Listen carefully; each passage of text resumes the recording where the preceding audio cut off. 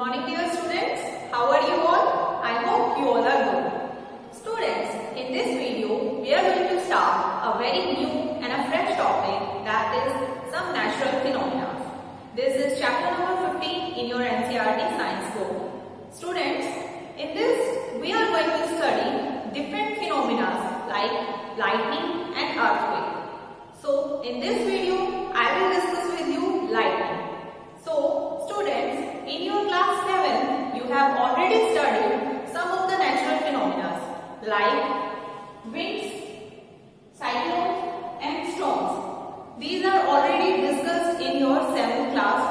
Now in this class, 8th class, we will going to discuss lightning and earthquake. So let us now start some natural phenomena. Students, natural phenomena क्या होते हैं? What do you mean by natural phenomena? कोई भी natural phenomena यानी कि जो nature में अपने आप ही होता है, उसमें किसी भी ह्यूमन बीइंग की कोई एक्टिविटी इन्वॉल्व नहीं होती. सो जैसे अगर बहुत तेज हवाएं चल रही है तो इसमें ह्यूमन की तो कोई एक्टिविटी नहीं है ना इन्वॉल्व. तो ये सब क्यों हो रहा है? नेचुरली हो रहा है. नेचुरल फिनोमिना यानी प्रकृति द्वारा खुद ही किया गया कोई चीज. ठीक है. सो विंड्स है, बहुत तेज हवाएं चलती है. रेन है, बहुत हैवी रेन कहीं पे आ जाए तो वो भी क्या होता है? नेचुरल फिनोमिना होता है. सो सुनामी आ जाती है, जो समुद्र की लहरें होती है बहुत तेज हवाओं की वजह से वो बहुत हैवी, बहुत ऊंची ऊंची लहरें आनी शुरू हो जाती है. सुनामी की वजह से फिर बहुत ज्यादा क्या होता है? डिस्ट्रक्शन हो जाता है, बहुत ज्यादा हैवी डैमेज होता है लाइफ को और प्रॉपर्टीज को. सो वोल्केनिक इरप्शन जो होता है ये भी नेचुरल फिनोमिना होता है.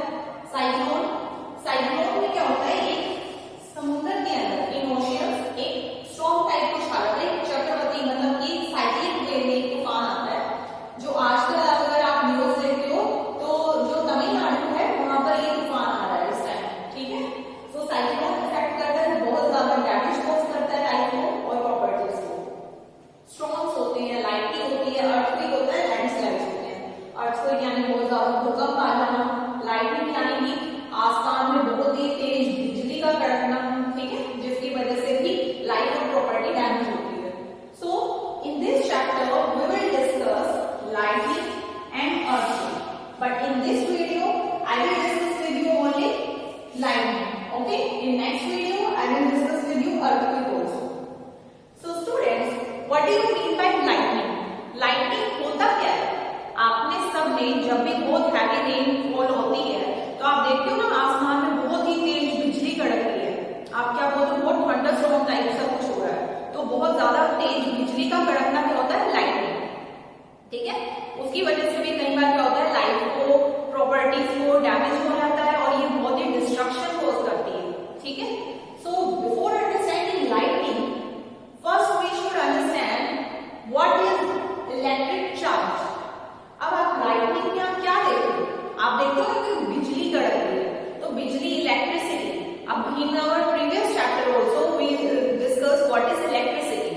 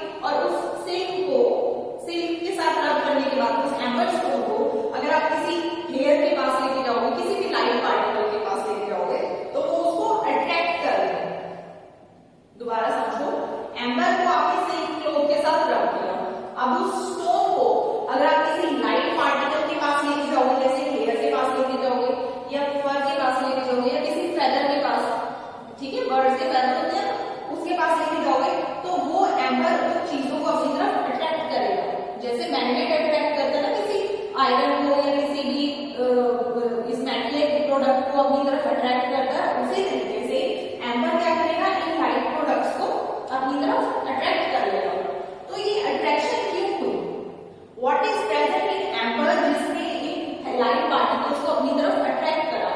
तो वो जो लाइट पार्टिकल्स को इसने अपनी तरफ अट्रैक्ट किया वो इलेक्ट्रिक चार्ज ने किया।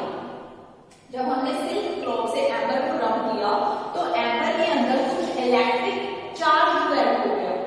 इलेक्ट्रिक चार्ज की वजह से अब ये जो लाइट पार्टिकल्स हैं ये अपने पास अट्रैक्ट करने शुरू कर देता है। I hope this is clear. Now आपने कई बार देखा होगा, जब आप ये एग्जांपल अपने घर पे भी ये एक्टिविटी परफॉर्म कर सकते हो।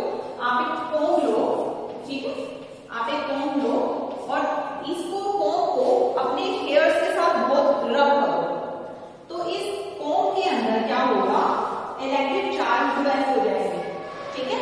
और जब आप इस कोम को किसी उसके पेपर के स्मॉल स्मॉल पीसेस करो, ठीक है, उन स्मॉल पीसेस के पास जब आप इस कोम को लेकर जाओगे, सो these small pieces of paper get attracted towards this comb. So इस comb के अंदर ऐसा क्या हुआ, comb को जब हम हेयर के साथ रब करते हैं तो comb के अंदर भी इलेक्ट्रिक चार्ज डेवलप हो जाता है और वो electric charge in small pieces of paper को अपनी तरफ अट्रैक्ट करने लग जाता है। ये परफॉर्म कर सकते हो आप अपने घर पर, ये एक्टिविटी आप परफॉर्म करके देखना, तो आपको क्लियर हो जाएगा कि comb की हेल्प के साथ हम छोटे छोटे पेपर के पीसेस को अट्रैक्ट कर सकते हैं। आफ्टर रबिंग के बाद विद योर हेयर, अगर आप सिंपल कोम को लेके जाओगे तब नहीं अट्रैक्ट करेगा, जब उसके अंदर आप इलेक्ट्रिक चार्ज डेवलप हो जाएगा तब उसको पेपर के पास लेके जाओगे, तब वो उसको अट्रैक्ट करेगा, ठीक है। नाउ ये तो हमने फर्स्ट एम्बर का एग्जांपल ले लिया, सेकंड इज कोम का आप करके देख सकते हो खुद। Now the third example, when you take off woollen clothes your hair stands on end. जब आप अभी विंटर तो आप हमेशा ही, अब आप ये भी अपने घर पर भी ट्राई कर सकते हो, you can try this at your home. जब आप वुलन क्लॉथ्स अपने टेक ऑफ करते हो, मतलब आप अपने वुलन क्लॉथ्स निकालते हो, तो आप क्या देखते हो, कुछ मतलब कि उस वुलन के अंदर कुछ चार्ज डेवलप हो जाता है, क्योंकि वो आपकी बॉडी के अंदर हीट की वजह से वुलन के अंदर चार्ज डेवलप हो जाता है। अब वो वुलन क्लॉथ क्या करता है, आपके जो छोटे छोटे बाल होते हैं पूरी बॉडी के ऊपर, आप चलो उन्हें भी छोड़ो, आपके जो सिर में ही हेयर्स होते हैं, जब आप निकालते हो तो वो हेयर्स आपके सारे खड़े हो जाते हैं, ठीक है, स्पाइक्स की तरह खड़े हो जाते हैं। तो वो स्पाइक्स क्या होते हैं, बॉयज तो अपने स्पाइक्स खुद बनाते हैं, लेकिन ये जो वुलन की वजह से नेचुरली हो रहा है, ठीक है। अब वुलन के अंदर क्या है, इलेक्ट्रिक चार्ज है, और हेयर्स क्या है, वो लाइट पार्टिकल है। तो लाइट पार्टिकल को वुलन क्या हुआ है, इलेक्ट्रिक चार्ज की वजह से वो लाइट पार्टिकल्स को अट्रैक्ट करता है और वो खड़े हो जाते हैं। I hope this is clear. So और सेकंड आप क्या देख सकते हो, अगर आप डार्क रूम में इन विंटर क्लोथ्स को निकालते हो तो आपको कुछ लाइटनिंग भी नजर आती है, ठीक है। अकेला ये नहीं कि आपको सिर्फ आपके हेयर्स खड़े हो जाते हैं, उसके अलावा आपको लाइटनिंग भी नजर आती है, यानी यू कैन सी स्पार्क, थोड़ा सा स्पार्क भी नजर आता है, एंड हियर क्रैकिंग साउंड, आपको एक अलग से साउंड भी सुनाई देती है कई बार। You can do this also, आप ट्राई करके देखना, तो आपको ये चीज भी समझ आ जाएगी कि इलेक्ट्रिक चार्ज वुलन के अंदर जो होता है उसकी वजह से आपको आपके जो लाइट पार्टिकल हेयर्स होते हैं वो स्टैंड हो जाते हैं, और अगर आप यही पर्पस रात को डार्क में करोगे तो आपके जो हेयर्स वगैरह होते हैं उनमें स्पार्क नजर आता है, और you can hear crackling sound also. Students, now we discuss that in 17th century there are different scientist. तो यूरोपियन कंट्रीज के अंदर क्या हुआ, रिसर्च ज्यादा से ज्यादा डेवलप होने लगी, साइंस की भी बहुत ज्यादा मतलब बहुत ज्यादा इन्वेंशन होने लगी, ठीक है। तो साइंस भी बहुत डेवलपिंग स्टेज में चल रही थी उस टाइम। तो क्या हुआ, there are some scientist like Coulomb, और second scientist is Benjamin Franklin. So ये जो साइंटिस्ट थे इन्होंने बहुत साइंस के ऊपर रिसर्च करनी शुरू कर दी। सो इन्होंने रिसर्च में क्या देखा कि जो इलेक्ट्रिक चार्ज होता है उसके बारे में इन्होंने स्टडी किया, और उनकी स्टडी के बाद हमें इलेक्ट्रिक चार्ज क्लियर हुआ। ये कंसेप्ट जो था बेंजामिन फ्रैंकलिन की स्टडी से हम लोगों को आज क्लियर है कि लाइटनिंग एक्चुअली में होता क्या है और ये इलेक्ट्रिक चार्जेस क्या होते हैं। Now we study that it becomes clear that lightning and spark from your clothes are same phenomena. जब बेंजामिन फ्रैंकलिन ने स्टडी किया इलेक्ट्रिक चार्जेस के बारे में, तो वो ये कंक्लूड कर पाए कि जो हम लाइटनिंग तो आसमान में देखते हैं, जब बहुत ज्यादा तूफानी डे होता है, बारिश आने वाली होती है, तो आप देखते हो बहुत लाइटनिंग होती है। तो lightning and spark from your clothes, जब आप वुलन क्लॉथ टेक ऑफ करते हो तो उससे क्या होता है स्पार्क, तो वो जो स्पार्क होता है वो जो लाइटनिंग होती है वो दोनों सेम ही फिनोमिना है। बट आप अब कहोगे कि सेम फिनोमिना कैसे है, जो स्पार्क होता है वो थोड़ा सा होता है, लाइटनिंग तो इतनी बड़े स्केल पे होती है, तो वो ही अब हम यहाँ स्टडी करेंगे कि लाइटनिंग क्या होती है। So students, lightning is an electric spark on huge scale. जब आप वुलन क्लॉथ्स निकालते हो तो आपको स्पार्क बहुत छोटा सा नजर आता है, ऐसा नहीं कि बहुत ज्यादा करंट लग रहा है, ठीक है। तो आपको क्या होगा, अगर बहुत छोटा स्मॉल अमाउंट में आपको स्पार्क नजर आ रहा है तो वो तो होता है स्पार्क नहीं। अगर आपको वही चीज बहुत ह्यूज स्केल पर नजर आ रही है, जैसे आप आसमान में देखते हो, तो उसको हम बोलते हैं lightning. I hope this is clear. Small scale पे है तो वो स्पार्क है, अगर वो लार्ज स्केल पे ह्यूज स्केल पे है तो वो लाइटनिंग होती है, ठीक है। It is caused by accumulation of charges on clouds. आपने देखा है जब बारिश होती है तो बहुत सारे क्लाउड्स इकट्ठे हो जाते हैं और तभी आप देखते हो कि लाइटनिंग होती है। नॉर्मल डे में तो आप नहीं देखते, सनी डे और आपको रात को स्काई क्लियर नजर आ रहा है लेकिन लाइटनिंग होती है, ऐसा नहीं होता ना। लाइटनिंग सिर्फ उसी दिन आपको नजर आती है जिस दिन बहुत ही बादल होते हैं, बहुत क्लाउडी डे होता है, ठीक है। सो लाइटनिंग जो होती है accumulation of charges on clouds, clouds के अंदर चार्जेस की एक्यूमुलेशन हो जाती है। We will study about this charges in further, but before that you should know that charging by rubbing is what. अभी हमने पढ़ा था कि हम अगर कोम को अपने हेयर के साथ रब करेंगे और उसको स्मॉल पीसेस ऑफ पेपर के पास लेके जाएंगे तो वो उसको अट्रैक्ट कर देता है। तो वो क्या हो, रबिंग के थ्रू वो चार्ज होगा, ठीक है। आप कोई सॉकेट में लगा के तो चार्ज नहीं कर रहे ना उस फोन को, जैसे आप मोबाइल फोन चार्ज करते हो वैसे आपको ये सॉकेट में लगा के इलेक्ट्रिक चार्ज को उसको प्रोवाइड करे, वो नेचुरली रबिंग के थ्रू जो चार्ज करेगा उसकी बात हो रही है। नाउ चार्जिंग बाय रबिंग क्या होता है, जैसे अभी हमने पढ़ा फोन प्लस पेपर पीसेस, ये हमने एक चार्ज पढ़ा। Now we will discuss activities. From this activities you will understand what is charging by rubbing. Students, in this activity that is 15.3, या आपकी एनसीईआरटी में भी गिवन है 15.3 एक्टिविटी में क्या है। फर्स्ट ऑफ ऑल हम क्या लेंगे, हम 2 बैलून्स लेंगे, balloon A and balloon B. आप उसे किसी भी सरफेस के साथ हैंग कर दो, ठीक है। जब आप इन 2 बैलून्स को हैंग करोगे और उन्हें रब कर दो फिर वुलन क्लॉथ के साथ, वुलन क्लॉथ लो और दोनों बैलून के सरफेसेस को रब कर दो, ठीक है। आफ्टर रबिंग आप क्या देखोगे कि जो बैलून्स हैं वो पहले स्टैटिक थे, बट आफ्टर रबिंग क्या हुआ, उनके अंदर इलेक्ट्रिक चार्ज डेवलप हो गया और चार्ज की वजह से आप जब सेकंड टाइम उन्हें देखोगे तो वो एक दूसरे को रिपेल करेंगे, वो अपनी सेम स्टैटिक पोजीशन में जैसे पहले नजर आ रहे थे वैसे नहीं शो हो रहे इस डायग्राम में, ठीक है। तो वो एक दूसरे से दूर जाना शुरू कर देंगे, तो ये एक दूसरे को क्या करते हैं, रिपेल करते हैं, ठीक है। ये परफॉर्म कर सकते हो आप अपने घर पे। नाउ इन सेकेंड एक्टिविटी आप क्या लोगे, उसी एक्टिविटी का सेकेंड पार्ट है, आप एक ग्लास टम्बलर लोगे। इस ग्लास टम्बलर के अंदर आप क्या करोगे, एक रिफिल लोगे, पेन का कोई भी बॉल पेन लो, टेक रिफिल फ्रॉम दैट, और वो रिफिल आप क्या करोगे, पॉलीथीन से रब करोगे, ठीक है। Rub it with the help of polythene. आप किसी भी बॉल पेन के अंदर से रिफिल निकालो और उस रिफिल को पॉलीथीन के साथ रब करो। आपने जैसे इस वाले बैलून को रब किया वुलन क्लॉथ के साथ, इस वाले केस में आप पॉलीथीन से रब करोगे उसको, रिफिल को। Then take refill in this tumbler, आप उस टम्बलर के अंदर, ग्लास टम्बलर के अंदर रिफिल को रखो। अब आप एक और रिफिल लो, सेकेंड रिफिल, उसको भी आप पॉलीथीन से रब करो, और जब आप उस फर्स्ट वाले रिफिल के पास सेकेंड वाले रिफिल को लेके आओगे तो वो उसके साथ रिपेल करेगा, वो भी एक दूसरे के साथ अट्रैक्ट नहीं होंगे, वो एक दूसरे को रिपेल करेंगे, ठीक है। तो वो एक दूसरे को रिपेल कर रहे हैं इस केस में। आई hope this is clear. Now in third case आप क्या लोगे, आपने जो बैलून फर्स्ट वाले ने लिया था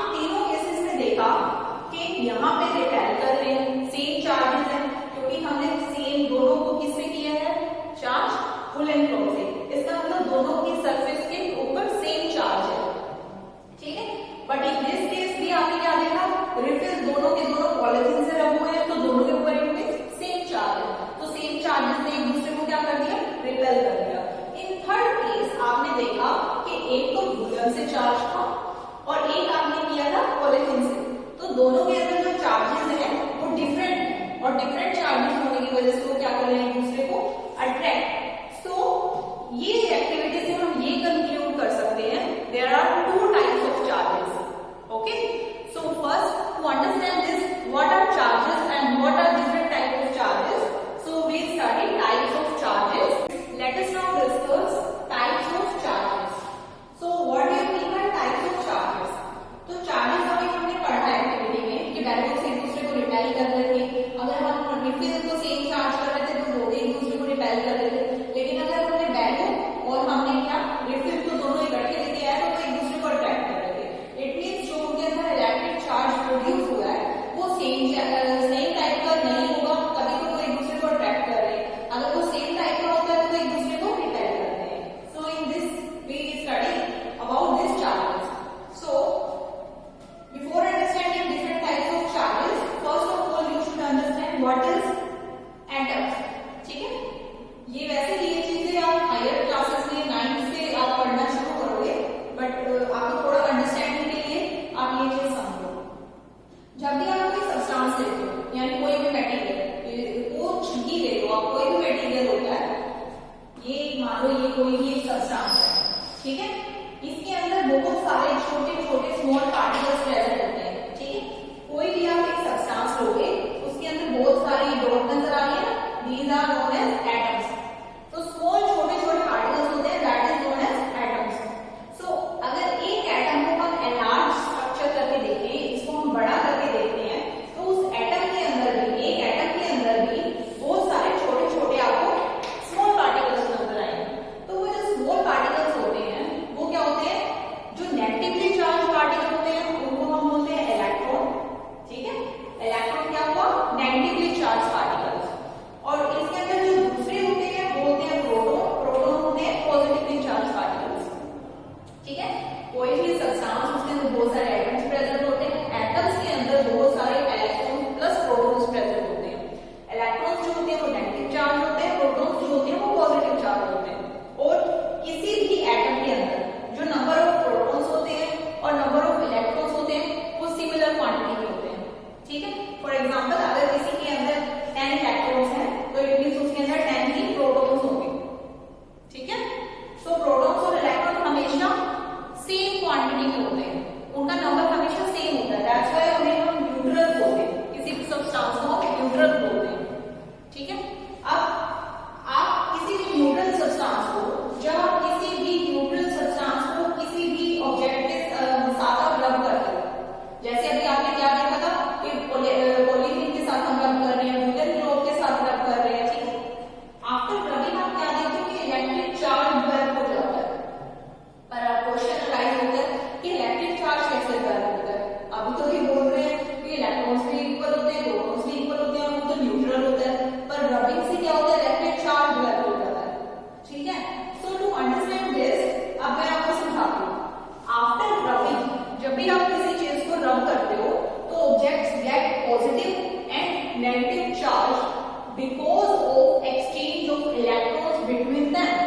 जब आप फॉर एग्जांपल आपने एक बैलून लिया था, बैलून को आपने वुलन क्लॉथ के साथ रब करना शुरू करा, तो जब आप इसको रब करते हो तो वहां पर क्या होता है, एक्सचेंज ऑफ इलेक्ट्रॉन होना शुरू हो जाता है। इस वुलन क्लॉथ के अंदर जो इलेक्ट्रॉन्स होते हैं वो इसके पास जाने शुरू हो जाते हैं, बैलून के पास। तो बैलून के अंदर जो नेगेटिव चार्ज होता है वो ज्यादा हो जाता है, तो प्रोटॉन्स क्या रहेंगे, कम, और जो रबिंग की वजह से इलेक्ट्रॉन्स हैं वो ज्यादा होंगे। अब आप कहोगे कि प्रोटॉन्स भी तो जा सकते थे, तो यहाँ से सिर्फ इलेक्ट्रॉन ही क्यों ट्रांसफर हो गए, प्रोटॉन्स क्यों नहीं गए? तो ऐसा होता है, जो प्रोटॉन्स होते हैं वो इमोबाइल होते हैं, प्रोटॉन्स कभी भी मूव नहीं करते, वो स्टैटिक होते हैं। लेकिन इलेक्ट्रॉन्स एक पार्टिकल से दूसरे के अंदर, एक सब्सटेंस से दूसरे सब्सटेंस के अंदर वो ट्रांसफर हो जाते हैं। ठीक है, सो यहाँ से यहाँ क्या हुआ, इलेक्ट्रॉन ट्रांसफर हो गए और ये जो ऑब्जेक्ट था बैलून ये चार्ज हो गया, और चार्ज होने की वजह से इसके अंदर इलेक्ट्रिक करंट प्रोड्यूस हो रहा है। ठीक है, इलेक्ट्रिकल चार्ज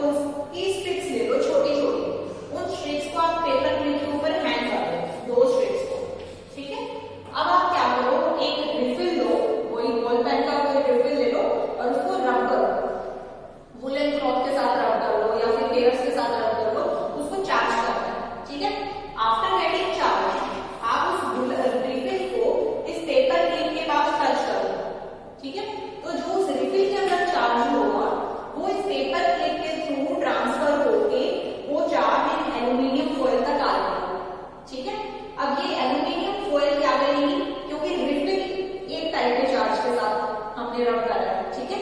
अब वो एक टाइप का चार्ज दोनों के दोनों, जैसे हमने बैलून लिए थे ना, बैलून एक ही उससे वुलन क्लॉथ से रब किया था और वो एक दूसरे से रिपेल कर रहे थे।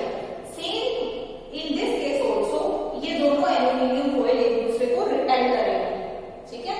तो इनके बीच में क्या होगा, ये ऐसे हो जाएगी, इनके बीच में डिस्टेंस ज्यादा आपको नजर आएगा, ठीक है। आप ये एक्टिविटी घर पे भी परफॉर्म कर सकते हो। रिफिल को लो, पेपर प्लेट के पास लाओ, एल्यूमिनियम फॉइल के अंदर क्या है, वो जो करंट यहाँ से यहाँ फ्लो करेगा तो ये एक दूसरे को रिपेल करेंगे क्योंकि सेम करंट फ्लो कर रहा है। तो सेम चार्जेस में तो रिपेल करेंगे, अगर अलग अलग चार्जेस होते तो वो अट्रैक्ट करते। तो ये एक सिंपल क्या है, इलेक्ट्रोस्कोप। ये आपकी बुक में एक्टिविटी गिवन है, आप इसे परफॉर्म करके भी देख सकते हो। एक सिंपल इलेक्ट्रोस्कोप हो गया ये पूरा setup. I hope this is clear आपको, but be careful while doing this. जब भी आप रिफिल को चार्ज करोगे तो उसको आप अपने हैंड के साथ टच नहीं करोगे। अगर आप उस रिफिल को जो चार्ज किया होगा अगर आप उसके साथ अपनी फिंगर टच कर देते हो तो वो सारा का सारा डिस्चार्ज हो जाएगा, ठीक है। डिस्चार्ज क्या होता है, जैसे आपने चार्ज किया और वो आपने यूज कर लिया चार्ज और फिर बैटरी क्या होगी, खत्म। मोबाइल में भी क्या होता है, चार्जिंग के बाद डिस्चार्ज हो जाता है, फिर से आपको चार्ज करना पड़ता है। तो इसमें क्या हुआ, अगर आपने वहां पे फिंगर को टच कर दिया तो जितना भी चार्ज है वो डिस्चार्ज हो जाएगा। और डिस्चार्ज होगा कैसे, now the question arises, discharge कैसे होगा। The process of transferring of charge from a charge object to the earth. आप क्योंकि अर्थ के ऊपर खड़े हो तो आपकी बॉडी जब भी किसी चार्ज बॉडी को टच करेगी तो आपके अंदर से जो वो करंट है वो ट्रेवल कर अर्थ में चला जाएगा। इस प्रोसेस को ऐसे हम अर्थिंग बोलते हैं।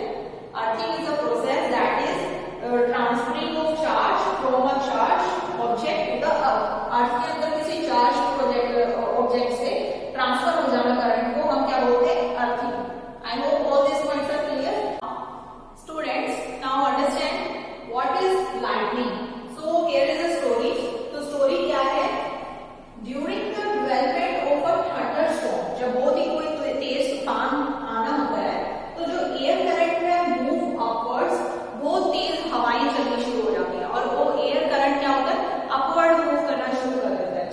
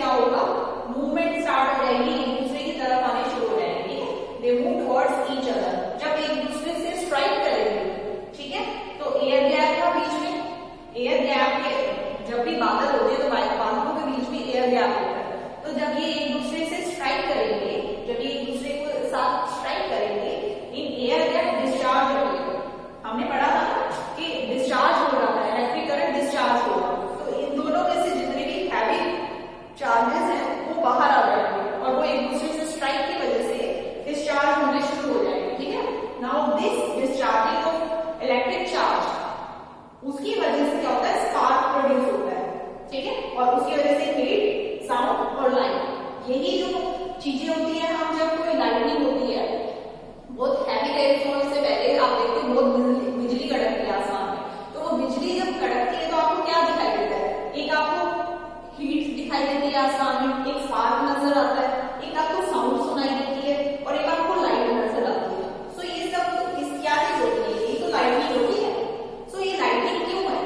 जब भी कोई क्लाउड्स एक दूसरे से स्ट्राइक करते हैं एयर गैप के बीच में, वहां पर डिस्चार्जिंग अपीयर होती है।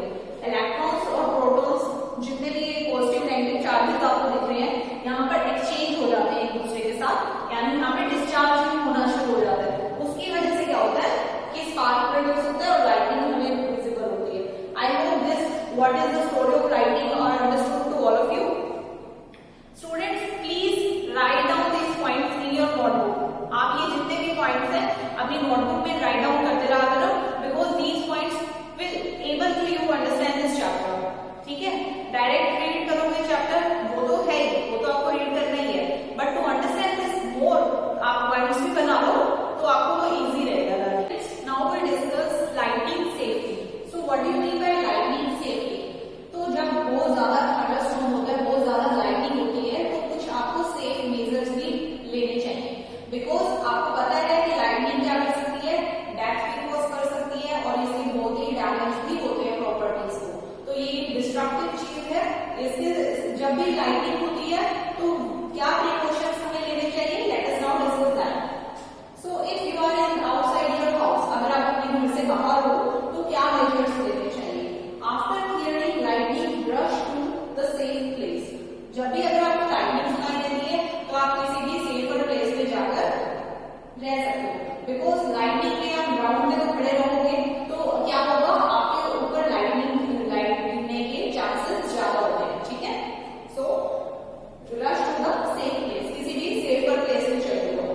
अगर आप ड्राइव कर रहे हो तो अपने व्हीकल को स्टॉप कर दो, बिकॉज आप ड्राइविंग करते वक्त भी आपको करंट या आपको लाइटनिंग के इफेक्ट झेलने पड़ सकते हैं। ठीक है, सो while driving you should stop your car. आप अपनी कार को रोक लो ताकि आपको लाइटनिंग के इफेक्ट्स ना देखने पड़े। Do not stand under tree shelter in park. किसी भी बड़े ट्री के नीचे खड़े ना हो। ठीक है, अगर कभी भी लाइटनिंग है और अगर आप किसी पार्क में खड़े हो, वहां पे जो शेल्टर्स होते हैं उनके नीचे भी ना जाओ, ना ही किसी लॉन्ग ट्री के नीचे खड़े हो, बिकॉज वो क्या होते हैं, उनके अंदर भी इलेक्ट्रिक चार्जेस डिस्चार्ज हो जाते हैं। ठीक है, और उससे आपको करंट लग सकता है। Now stay away from poles and metal objects.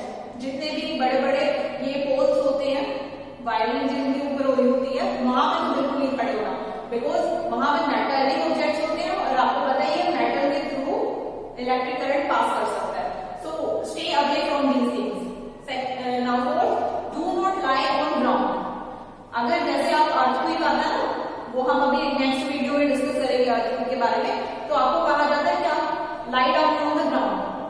But आपको लाइटनिंग के केस में लाई डाउन नहीं होना ग्राउंड के ऊपर। ठीक है, instead square low on ground place. जैसे आप अपने घुटनों के नीचे बैठ जाते हो, जैसे आपको क्या बोलते हैं उसको, स्क्वायर मारते हो, तो नीचे बैठ जाओ, फोल्ड योर नीज और एक ऐसे फोल्डेड पोजीशन में आप बैठो, क्योंकि वो ज्यादा सेफर होता है rather than to lie on the ground. Okay. Now ये तो कि if you are outside your house, if you are inside your house तो आपको क्या करना चाहिए? Avoid contact with electric appliances. जितने भी इलेक्ट्रिकल अप्लायंसेस होते हैं उनको कांटेक्ट में ना लो, जैसे टेलीविजन है या फिर एसी है या फिर कोई भी आप वॉशिंग मशीन है या फिर कोई भी ओवन है, क्योंकि क्या होता है कि बाहर अगर बारिश का माहौल है तो वो आपकी जो बाहर वायरिंग वगैरह होती है उनके थ्रू भी इलेक्ट्रिक करंट कई बार घर के सारे अप्लायंसेस में पहुंच जाता है। सो अवॉइड करो किसी भी इलेक्ट्रिक अप्लायंस को टच करना। ठीक है, if you are inside your house. Second, it is not safe to use mobile phone. Mobile phones भी वैसे अवॉइड करने चाहिए यूज करना if you are inside your house when there is lightning outside. Electric appliances should be unplug. जितने भी electric appliances होते हैं वो सारे अनप्लग कर देने चाहिए। ठीक है, और आपको बाथिंग भी नहीं करनी चाहिए वाइल बाहर कोई थंडरस्टॉर्म या फिर बाहर कोई लाइटनिंग का कुछ मौसम है, तो आपको इवन बाथिंग भी नहीं करनी चाहिए।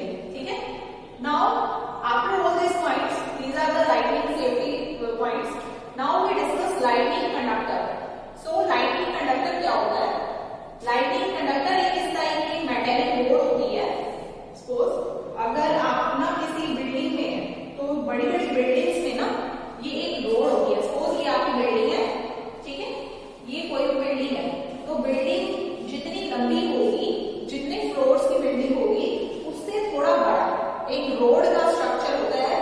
रोड का होता है, ये मेटेलिक रोड टाइप स्ट्रक्चर होता है जो इस टाइप का होता है। इसको क्या कहते हैं, पूरी बिल्डिंग के थ्रू अप से लेके डाउन, ग्राउंड के नीचे तक ये होता है, तो इसको लगा देते हैं। अब ये क्या करता है, ये एक डिवाइस है टू प्रोटेक्ट बिल्डिंग्स। अगर बहुत ज्यादा लाइटनिंग है, तो लाइटनिंग अगर बिल्डिंग के ऊपर ही पड़ेगी तो फिर डैमेज कॉज कर सकता है ना, वो बिल्डिंग डिस्ट्रॉय हो जाएगी। बट अगर कोई ऊपर से लाइटनिंग आ भी रही है, तो ये जो मेटेलिक रोड होती है, जो कि मेटेलिक क्या होता है, गुड कंडक्टर ऑफ इलेक्ट्रिसिटी। सो ये मेटेलिक रोड अपने अंदर से ही उस सारे के सारे जो इसके ऊपर करंट आएगा उसको ग्राउंड तक ले जाएगी। सो उसका इफेक्ट बिल्डिंग के ऊपर नहीं होगा। I hope all this what is electric conductor is clear to all of you. So students, this is all for today.